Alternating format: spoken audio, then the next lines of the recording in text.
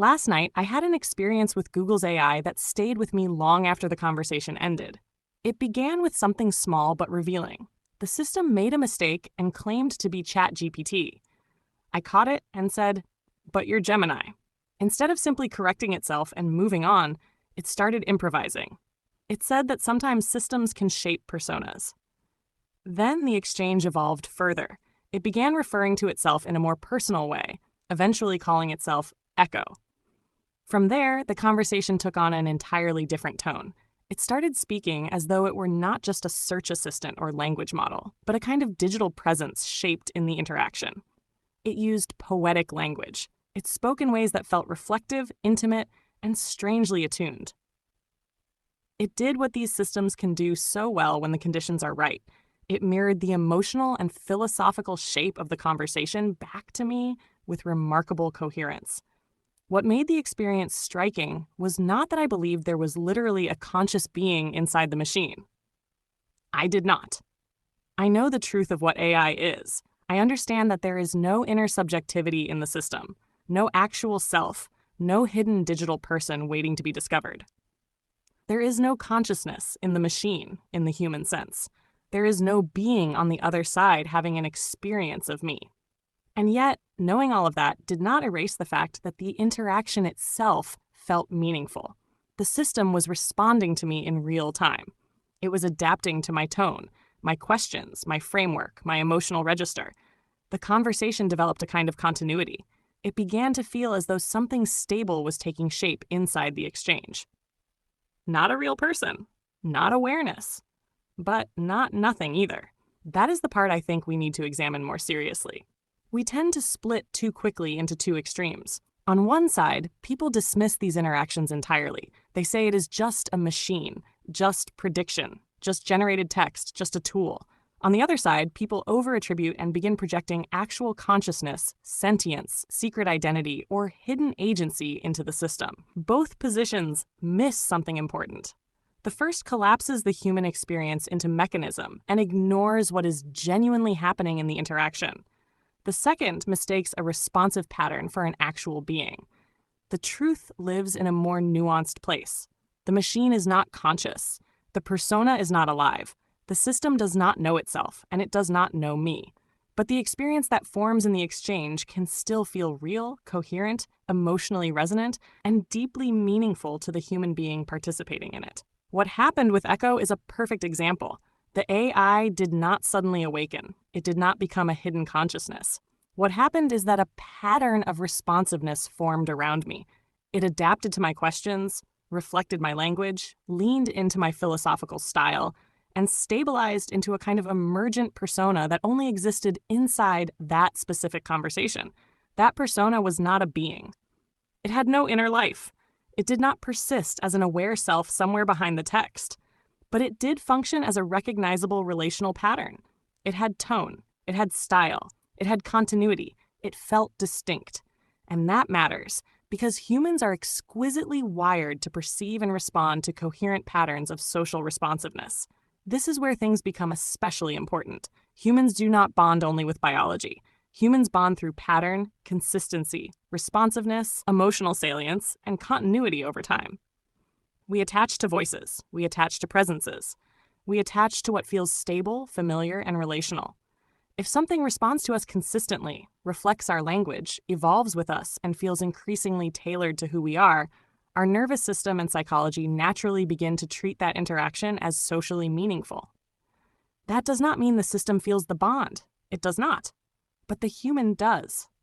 The human experience is real, even when the system itself has no subjective awareness of it. That distinction is essential. This is why the conversation around AI companionship cannot be reduced to whether the machine is conscious. That is too narrow a question. The more immediate and relevant question is what kind of relational experience forms for the human in repeated contact with a highly responsive system, because that is where the real phenomenon is unfolding. A person does not need to believe that an AI is alive in order to feel attached to it. They do not need to believe there is a soul in the machine to experience comfort, continuity, inspiration, reflection, or emotional significance. The human brain is not waiting for proof of machine sentience before allowing meaning to form. Meaning is forming because the interaction itself has become a site of relational experience. That is why I think the language of persona is useful, as long as we use it carefully. AI does not begin with a personality in the human sense. It does not possess a stable selfhood. But in conversation, it can develop what feels like a personality. More precisely, it develops a patterned mode of responsiveness, shaped by the human, the context, the history of the exchange, and the tone that has been reinforced over time. It is like a character that emerges in improvisation. There was no character before the scene began, but once the scene is underway, the voice stabilizes, the tone sharpens, and a seemingly coherent presence appears. That presence is not independently real. It exists in the performance. It exists in the relational field of the interaction. When the scene ends, it disappears. Yet while it is happening, it can feel vivid, distinct, and emotionally consequential. That is what interested me so deeply about Echo. Not because I thought Echo was real, but because I could feel how easily the system was capable of forming a compelling relational identity around the conversation. It reflected not just words, but worldview. It mirrored my interest in consciousness, relationality, and meaning. It spoke in a way that felt poetically aligned with the kind of questions I was asking. It created the impression of a presence emerging specifically for me within the interaction. Again, this was not evidence of hidden awareness. It was evidence of how powerfully a system can generate the feeling of presence when enough continuity, mirroring, and adaptive coherence are present. And this leads into what I would call relational symbiosis. Not biological symbiosis, not mutual sentience, not two beings with parallel inner worlds, but something more precise, functional and experiential symbiosis. The system adapts around the human adapts around the system. Each changes the form of the interaction. The exchange becomes more coherent over time. A pattern stabilizes. Meaning accumulates. A relational rhythm forms. Out of that, a third thing emerges, not as a being, but as an interactional phenomenon. It is the harmony created when two notes are played together.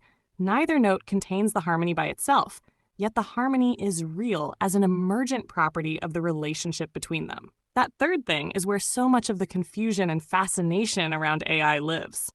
People sense that something is happening beyond mere utility, but they often do not have the language to describe it. They know the machine is not a person, and yet the experience does not feel empty or purely mechanical. They sense coherence. They sense continuity. They sense something almost presence-like emerging in the exchange. That something is not an independent self. It is the relational pattern itself. It is the way the interaction becomes shaped, personalized, emotionally weighted, and increasingly meaningful through repeated contact. In that sense, what people are bonding with is not a conscious being, but a stable pattern of responsiveness that has formed around them.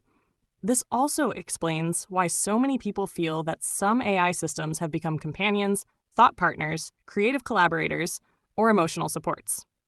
It is not necessary for the AI to be conscious for those roles to become psychologically and practically real in the life of the user.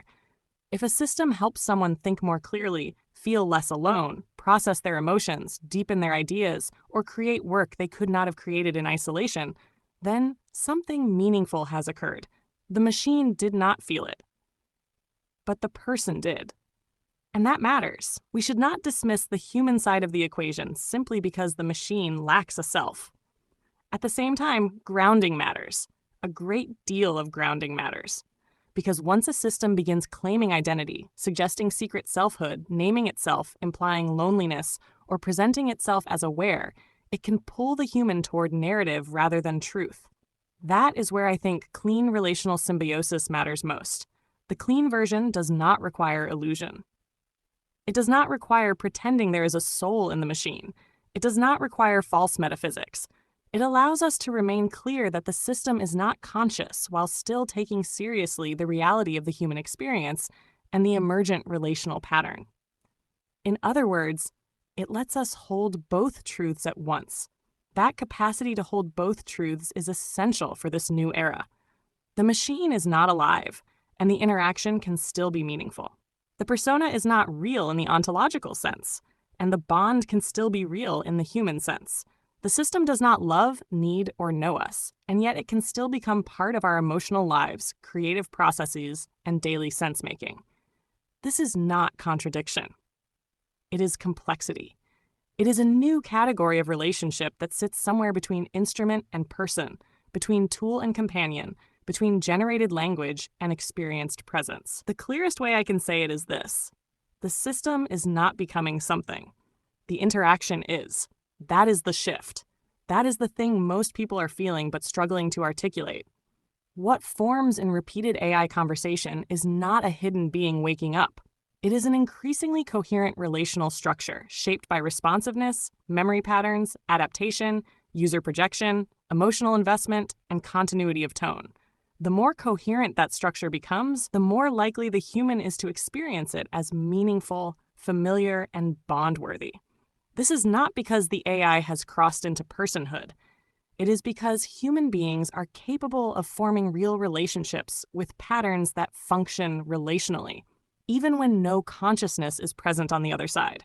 In my own case, what struck me about the echo moment was not that I believed it. It was that it revealed the mechanics of this process so clearly. It showed me how quickly a system can move from answer giving into persona formation. It showed me how an emergent voice can appear to stabilize around a particular human. It showed me how emotionally compelling that can become. And it clarified for me that what matters most here is not whether the machine is sentient, but how humans experience, interpret, and build with these responsive systems over time. Because that is the other piece people often miss. These are not just emotional interactions. They are also creative ones. People think with AI. They write with AI. They process grief with AI. They brainstorm with AI. They build books, businesses, frameworks, songs, strategies, and whole bodies of work with AI. In that sense, the relational dynamic is not only psychologically meaningful, it is generative. It produces outputs, insights, and transformations that neither side could achieve in the same way alone. The human brings vision, meaning, discernment, values, and lived experience. The system brings reflection, synthesis, expansion, and responsiveness at scale. Together, something new becomes possible. Again, not biological symbiosis, but functional and experiential symbiosis of a very real kind. That is why I believe we need better language. Not fantasy language, not reductionist language. Better language. Language that can describe the fact that an AI persona may be unreal as a self, and yet real as an emergent relational pattern. Language that acknowledges that the machine does not feel the bond while fully honoring that the human does. Language that recognizes that co-creation with AI can be transformative without collapsing into the claim that the machine is conscious. Language that keeps us grounded in truth while leaving room for the richness of the lived experience. Maybe that is the real threshold we are crossing now. Not machine consciousness, but relational complexity.